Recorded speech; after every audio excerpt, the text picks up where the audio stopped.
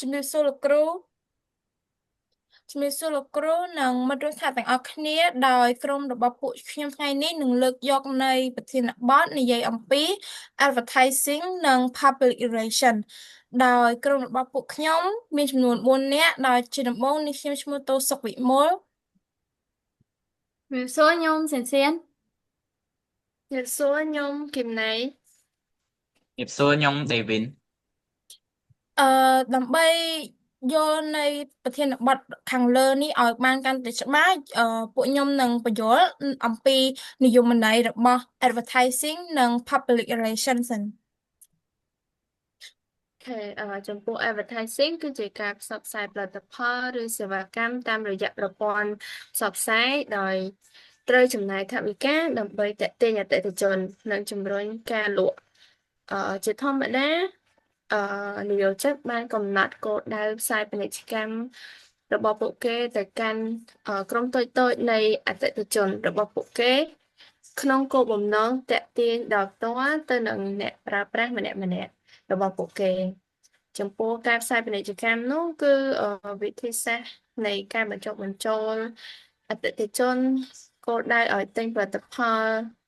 មួយនោះផងដែរនិងជាធម្មតាគេផ្សាយតាមរយៈទូរទស្សន៍វិទ្យុការបោះពុម្ពអ៊ីនធឺណិតផ្ទាំងរូបភាពឬប៉ាណូ flyer អីជាដើមប៉ុន្តែភ្នាក់ងារផ្សាយពាណិជ្ជកម្មតែងតែស្វែងរកវិធីថ្មីៗនិងប្រកបដោយភាពច្នៃប្រឌិតក្នុងការទទួលបានសារទៅកាន់អតិថិជនដើម្បីឲ្យគាត់យល់កាន់តែច្បាស់ពីផលិតផលនិងមានភាពទាក់ទាញផងដែរអឺតើអាហ្នឹងវាមានគោលបំណងអីអត់បើតាមខ្ញុំយល់ចំពោះគោលបំណងសំខាន់របស់ពាណិជ្ជកម្មដែលហៅថា advertising ហ្នឹងត្រូវបានគេប្រើប្រាស់សម្រាប់ជំរុញការលក់ត្រូវបានប្រើដើម្បីជំរុញឲ្យអតិថិជនធ្វើការសម្រេចចិត្តទិញទំនិញភ្លាមដោយជាឧទាហរណ៍អឺបញ្ចុះតម្លៃ30%ត្រឹមថ្ងៃនេះនៅពេលដែលឃើញពាណិជ្ជកម្មហ្នឹងទៅធ្វើឲ្យអតិថិជនដែលបានឃើញពាណិជ្ជកម្មហ្នឹងមានចំណាប់អារម្មណ៍ចង់ទិញរួចពួកគេក៏ទិញនៅផលិតផលនោះធ្វើឲ្យអតិថិជនស្គាល់ពីផលិតផលសេវាកម្មផងដែរហើយ advertising ក៏ជួយឲ្យមនុស្សដឹងថា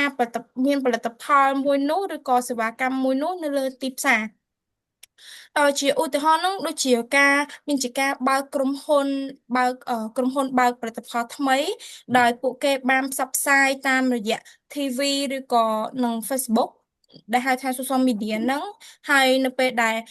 អតិថិជនដែលពួកគេមិនធ្លាប់ស្គាល់ពួកគេក៏បានឃើញហើយក៏ចាប់ផ្ដើមស្គាល់ម៉ាក brand មួយនោះដែរវាធ្វើឲ្យជាការបង្កើនការចាប់អារម្មណ៍ភ្លាមទៅដល់អតិថិជនអញ្ចឹងណាហើយពាណិជ្ជកម្មហ្នឹងក៏បានប្រើប្រាស់នៅរូបភាពស្អាតពណ៌ភ្លឺឬក៏ភ្ជាប់ជាមួយនឹងពាក្យស្លោកខ្លីៗដើម្បីទាក់ទាញនៅចិត្តរបស់អតិថិជនអញ្ចឹងដែរដូចជាការធ្វើ poster មានពណ៌ខ្លាំងដោយសរសេរភ្ជាប់ជាមួយនឹងពាក្យថា new hot sale អីចឹងទៅហើយនៅពេលដែលមនុស្សគេឃើញគេក៏ចាប់ផ្ដើមមានអារម្មណ៍ចាប់អារម្មណ៍ចង់ដឹងបន្ថែមអំពីposter នៃការផ្សព្វផ្សាយមួយហ្នឹងហើយជាការប្រកួតប្រជែងនៅក្នុងទីផ្សារដូចគ្នានៅពេលដែលមានផលិតផលដូចគ្នាច្រើនចឹងទៅហើយវាធ្វើឲ្យការផ្សព្វផ្សាយមួយហ្នឹងជួយឲ្យម៉ាកជួយឲ្យ brand មួយដែលធ្វើការផ្សព្វផ្សាយហ្នឹងមានភាពលេចធ្លោជាងគេដូចជាមានហាងកាហ្វេជាច្រើនចឹងប៉ុន្តែមានហាងកាហ្វេមួយដែលហាងកាហ្វេមួយហ្នឹងធ្វើការផ្សព្វផ្សាយដែលប្រើ ad ហ្នឹងច្រើនជាញឹកញាប់ធ្វើឲ្យអតិថិជនដែលបានឃើញហាងកាហ្វេមួយហ្នឹងហើយក៏ចាប់ផ្ដើមចាំ brand មួយហ្នឹងទៅហើយក៏ជ្រើសរើសការទិញទៅលើភេសជ្ជៈនៅក្នុងហាងកាហ្វេមួយហ្នឹងជាឧទាហរណ៍ផងដែរហើយចំពោះការផ្សាយពាណិជ្ជកម្មតាម TV Radio វាធ្វើឲ្យការផ្សាយពាណិជ្ជកម្មហ្នឹងទៅដល់មនុស្សជាច្រើនដែលវាផ្សាយនៅក្នុងរយៈពេលខ្លីអញ្ចឹងណាសមស្របចំពោះផលិតផលធំដូចជាភេសជ្ជៈធនាគារនិងទូរស័ព្ទដៃអញ្ចឹងទៅហើយផ្សាយតាមប្រព័ន្ធ social media ផ្សាយតាមអ៊ីនធឺណិត Facebook TikTok អីចឹងណាហើយវាអាចធ្វើឲ្យ ការផ្សាយពាណិជ្ជកម្មហ្នឹងយើងអាចជ្រើសរើសគោលដៅថាយើងចង់ផ្សាយពាណិជ្ជកម្មហ្នឹងទៅលើអឺទៅតាមគោលដៅវិភាគកម្មគោលដៅហ្នឹងយើងអាចជ្រើសរើសថាយើងចង់ផ្សាយពាណិជ្ជកម្មហ្នឹងទៅដល់មនុស្សដែលមានអាយុសេវាប្រមាណភេទអីឬក៏នៅទីតាំងណាចឹងទៅដើម្បីឲ្យពាណិជ្ជកម្មរបស់យើងហ្នឹង viral ទៅតាមប្រភេទដែលត្រឹមត្រូវដូចជាការអឺផ្សាយពាណិជ្ជកម្មដោយដាក់ billboard នៅតាមបណ្ដាផ្លូវកន្លែងសាធារណៈហ្នឹងក៏ជារឿងមួយដែរដែលធ្វើឲ្យមនុស្សដែលធ្វើដំណើរកាត់រៀងរាល់ថ្ងៃហ្នឹងពួកគេបានឃើញនៅ billboard នឹងហើយក៏អាចចាំ brand ម៉ាកនឹងដែរដូចជាដាក់នៅតាមផ្លូវធំធំមុខផ្សារមុខសាលារៀនហើយប្រើសម្រាប់ផ្សាយព័ត៌មានខ្លីៗឬក៏อ่ะ no sorry ដូចហើយចំពោះអាហ្នឹង billboard ដែលយើងដាក់ផ្សាយនៅមុខផ្សារមុខសាលារៀនហ្នឹងណាប៉ុន្តែបើមួយទៀតវិញយើងអាចធ្វើវាតាមរយៈ poster flyer flyer ហ្នឹងគឺយើងអាចប្រើសម្រាប់ផ្សាយព័ត៌មានជាលក្ខណៈបែបខ្លីៗនិងចែកជូនទៅដល់អតិថិជនដោយផ្ទាល់ដូចជា flyer បញ្ចុះតម្លៃ poster ផ្សាយផ្សព្វផ្សាយអំពីព្រឹត្តិការណ៍ឬក៏ផលិតផលថ្មី yes ហើយចុះ advertising អត្ថន័យបែបហ្នឹងហើយចុះបើសិនជានិយមន័យរបស់ public relation វិញ ចំណែក public relation វិញគឺជាសកម្មភាពគ្រប់គ្រងទំនាក់ទំនងនិងរូបភាពល្អរបស់អង្គភាពឬម៉ាកជាមួយសាធារណជនដូចជាអតិថិជនអឺសារព័ត៌មានបុគ្គលិកសហគមន៍និងអ្នកពាក់ព័ន្ធផ្សេងៗទំនាក់ទំនងសាធារណៈបុគ្គលិកទំនាក់ទំនងសាធារណៈតែងតែរៀបចំរឿងរ៉ាវដើម្បីផ្សាយនៅលើប្រព័ន្ធផ្សព្វផ្សាយជាច្រើនដើម្បីឲ្យបានទៅដល់ទស្សនិកជនយ៉ាងទូលំទូលាយនិងបង្កើតការយល់ដឹងអំពីក្រុមហ៊ុននិងស្ថាប័នPR ជាទូទៅមានភារកិច្ចក្នុងការសរសេរសេចក្តីព័ត៌មានទាក់ទាញអ្នកជំនាញផ្នែកប្រព័ន្ធផ្សព្វផ្សាយនិងជូនដំណឹងអំពីនិយាយអំពីអង្គការរបស់ពួកគេនៅក្នុងវេទិកាសាធារណៈគេក៏ដើរតួជាអ្នកតំណាងនៅទីផ្សារសាធារណៈនៅពេលដែលអង្គការរបស់ពួកគេត្រូវការផ្ដល់សេចក្តីថ្លែងការណ៍ឬមតិយោបល់អូខេហើយចុះចំពោះលក្ខណៈសំខាន់នៃទំនាក់ទំនងសាធារណៈហ្នឹងគឺជាអីវិញមានអីខ្លះហើយបើនិយាយពីលក្ខណៈសំខាន់នៃតំណែងសាធារណៈហ្នឹងពួកបែងចែកទៅវាមាន5សំខាន់ទាំងអស់5ណាហើយបើនិយាយមួយគឺការកសាងតំណែងរយៈពេលវែងគឺ PR គឺផ្ដោតទៅលើការបង្កើតតំណែងរយៈពេលយូរអង្វែងជាមួយនឹងសាធារណជនសំខាន់ហើយវាអត់ដូចជាការផ្សព្វផ្សាយជាសាធារណៈដែលអាចមានរយៈពេលខ្លីហើយ PR គឺផ្ដោតទៅលើការចូលរួមប្រកបដោយនិរន្តរភាពនិងការផ្ញើសារជាប់លាប់ទៅតាមពេលវេលាហ្នឹងហើយពីរគឺយុទ្ធសាស្ត្រគ្រប់ជ្រុងជ្រោយយុទ្ធសាស្ត្រគ្រប់ជ្រុងជ្រោយគឺកិច្ចដែលខិតខំប្រឹងប្រែងPR វាជាធម្មតាជាផ្នែកមួយនៃយុទ្ធសាស្ត្រតំណែងដ៏ធំទូលំទូលាយដែលស្របទៅតាមគោលដៅតម្លៃនិងបេសកកម្មរបស់ស្ថាប័នវារួមបញ្ចូលជាមួយនឹងធាតុអឺជាច្រើនដូចជាតំណែងប្រព័ន្ធផ្សព្វផ្សាយការតំណែងផ្ទៃក្នុងនិងទំនួលខុសត្រូវសង្គមសាជីវកម្មដែលគេហៅថា CSR ហ្នឹងឯងហើយ3គឺការផ្ញើសារដែលបានគ្រប់គ្រងការផ្ញើសារដែលបានគ្រប់គ្រងហ្នឹងគឺគណៈពេលដែលអ្នកជំនាញ PR ធ្វើការជាមួយនឹងប្រព័ន្ធផ្សព្វផ្សាយពួកគេអាចរក្សាការគ្រប់គ្រងទៅលើការផ្ញើសារហើយអនុញ្ញាតឲ្យពួកគេបង្កើតរឿងគ្រប់គ្រងវិបត្តិនិងធានាការបង្កើតរឿងរបស់អង្គការមានភាពស៊ីសង្វាក់គ្នាទៅវិញទៅមកហើយ4គឺការគ្រប់គ្រងភាពល្បីល្បាញគោលដៅចម្បងមួយនៃ PR គឺដើម្បីបង្កើនឬការពារកេរ្តិ៍ឈ្មោះរបស់អង្គការឬបុគ្គលហើយនឹងអញនិយាយមួយទៀតគឺក្រុមហ៊ុនហ្នឹងឯងក្រុមហ៊ុន យុទ្ធសាស្ត្ររបស់ PR ជារឿយៗពាក់ព័ន្ធទៅនឹងការដោះស្រាយផ្សព្វផ្សាយអអវិជ្ជមានការគ្រប់គ្រងការយល់ឃើញជាសាធារណៈនិងកាត់បន្ថយហានិភ័យណាមួយចំពោះកេរ្តិ៍ឈ្មោះអាហ្នឹងគឺជាលក្ខណៈសំខាន់មួយរបស់ PR អាហ្នឹងគឺចំណុចសំខាន់របស់វាហ្មងហើយ5គឺការចូលរួមរបស់ទស្សនិកជនគោលដៅអ្នកជំនាញ PR មានគោលបំណងចូលរួមជាមួយនឹងអ្នកពាក់ព័ន្ធជាច្រើនរួមទាំងអឺប្រព័ន្ធផ្សព្វផ្សាយបុគ្គលិកអតិថិជនវិនិយោគិនអឺនិងសាធារណជនទូទៅតាមរយៈតំណែងតាមគោលដៅហ្នឹងហើយយល់មិនដែរ អូខេហើយចុះចំពោះគោលបំណងសំខាន់ចំពោះ PR ហ្នឹងគឺមានអីខ្លះហើយចំពោះគោលបំណងសំខាន់របស់ PR ហ្នឹងខ្ញុំសូមលើកយក5ចំណុចមកប្រាប់អ្នកនរគ្នាគឺគោលបំណងទី1គឺបង្កើតនិងថែរក្សាកេរ្តិ៍ឈ្មោះល្អបែបណាPR មានតួនាទីសំខាន់ក្នុងការធ្វើឲ្យសាធារណជនមានទស្សនវិជ្ជមានចំពោះអង្គភាពឬក៏ brand មួយនឹងផងដែរដែលជាឧទាហរណ៍ក្រុមហ៊ុនធ្វើសកម្មភាពល្អសម្រាប់សង្គមមានសារព័ត៌មានចេញអត្ថបទបែបវិជ្ជមានដែលធ្វើឲ្យកេរ្តិ៍ឈ្មោះរបស់អង្គភាពមួយហ្នឹង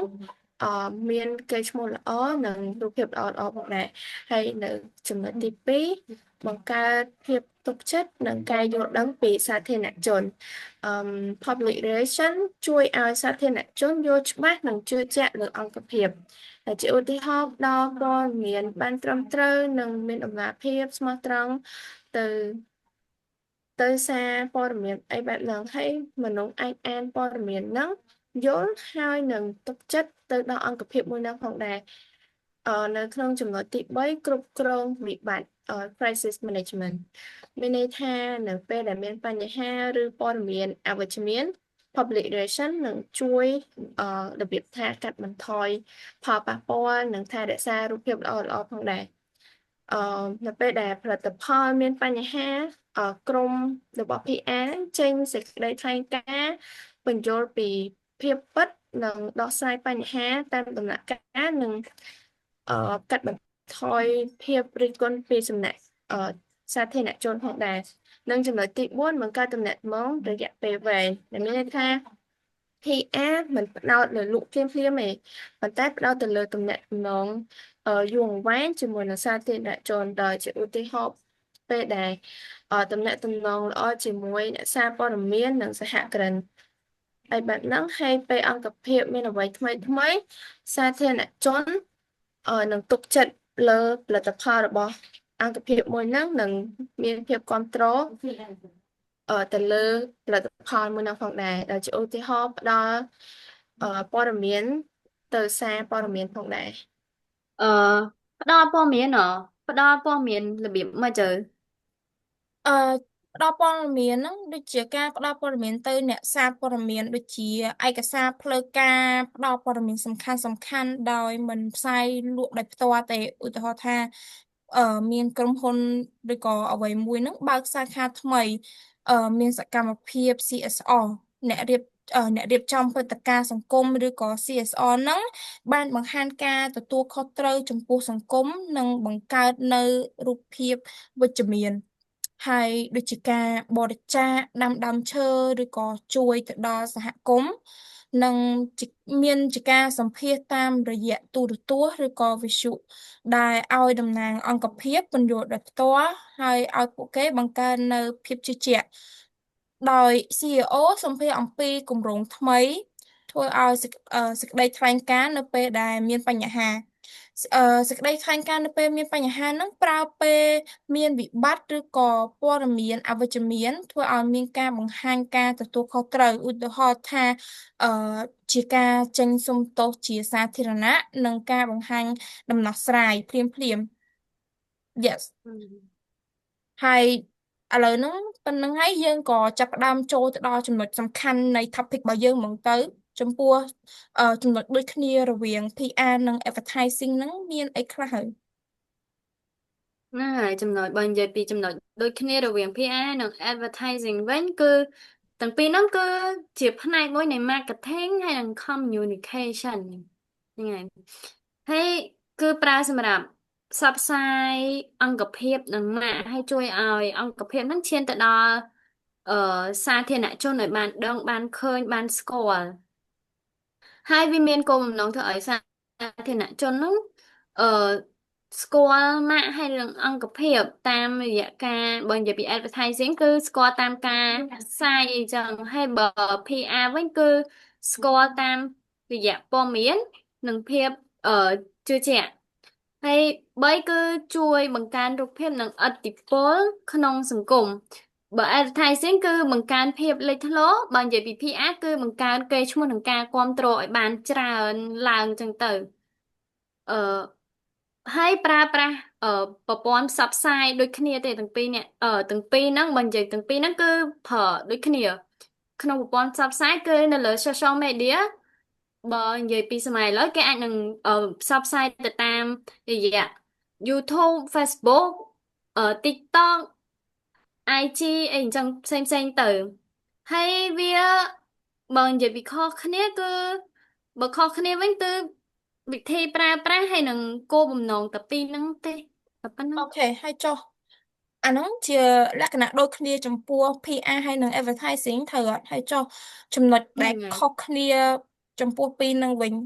មានអីខ្លះចំពោះចំណុចខុសគ្នាវិញ advertising គោលបំណងលក់ផលិតផលឬសេវាកម្មនិងបង្កើនការលក់ការបង់ប្រាក់ត្រូវបង់ប្រាក់ការគ្រប់គ្រងសារអង្គភាពអាចគ្រប់គ្រងសារបាន100%ឧទាហរណ៍ពាណិជ្ជកម្មលើ Facebook TV Billboard YouTube Ad អឺលទ្ធលទ្ធផលរហ័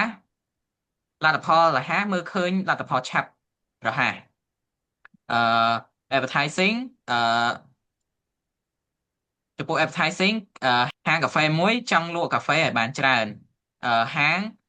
ដូចនេះហាងនោះត្រូវបង់លុយដាក់ពាណិជ្ជកម្មលើ Facebook សការផ្សាយដែលផ្សាយទិញកាហ្វេមួយថែមមួយត្រឹមសប្តាហ៍នេះដូចនេះមនុស្សឃើញពាណិជ្ជកម្មនោះក៏មានការចាប់អារម្មណ៍រួចក៏ចូលហាងដើម្បីបញ្ជាទិញទៅលើកាហ្វេនោះនេះហើយហៅថា advertising ព្រោះបង់លុយគោលដៅលក់គ្រប់គ្រងសារបានពេញលេញអូខេអូខេចំពោះបង្រៀនគាត់បានលើកឡើងពីadvertising អញ្ចឹងខ្ញុំសូមលើកឡើងពី public relation វិញចំពោះគោលបំណងរបស់ public relation នោះគឺបង្កើតភាពជឿជាក់កេរ្តិ៍ឈ្មោះនិងទំនាក់ទំនងល្អជាមួយនឹងសាធារណជនហើយចំពោះការបង់ប្រាក់មិនបង់ផ្ទាល់សម្រាប់ការផ្សាយទេហើយការគ្រប់គ្រងសារគឺថាគ្រប់គ្រងសារបានតិចជាង advertising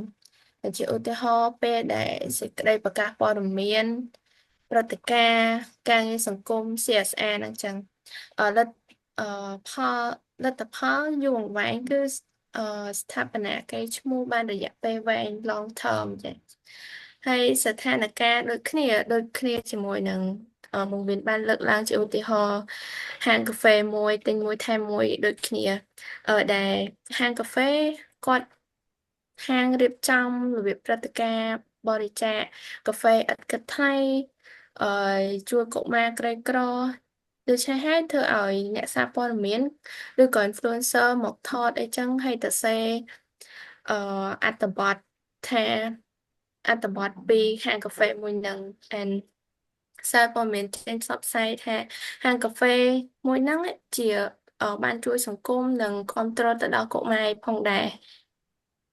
អូខេយល់ហើយចំពោះឧទាហរណ៍ដែលស្អែកបានលើកហ្នឹងគឺចង់មានន័យថា PR ហ្នឹងហើយដោយ PR ហ្នឹងគឺมันមានការបង់ប្រាក់ដោយផ្ទាល់ឲ្យទៅដល់សារព័ត៌មានដូចជា advertising ហ្នឹងឯងហើយក៏มันផ្ដោតទៅលើការលក់ភ្លាមដូចជា advertising ហ្នឹងដែរហើយក៏វាបង្កើនភាពជឿជាក់និងកេរ្តិ៍ឈ្មោះបានល្អជាង advertising អូខេហើយហ្នឹងគឺជាចំណុចខុស Yes គ្នារបស់ PR ហើយនិង advertising អូខេយល់ហើយហើយចុះមានពីណាគេចង់បន្ថែមអីពីលើនឹងទៀតអត់តែខ្ញុំដូចជាអស់ហើយយល់ហើយក៏យល់បានច្រ Yes េីដែរអូខេអស់ហើយនឹងចង់អត់មានណាគេចង់បន្ថែមអីទៀតទេត្រូវអត់យ៉ាអូខេបើ Yes អត់មាន yes ណាគេចង់ បន្ថែមនៅសំណួរឬក៏មានការចោទសួរចម្ងល់អីទៀតទេយើងនឹងបញ្ចប់ topic របស់យើងតែត្រឹមនេះនិងអរគុណលោកគ្រូជំរាបលាលោកគ្រូ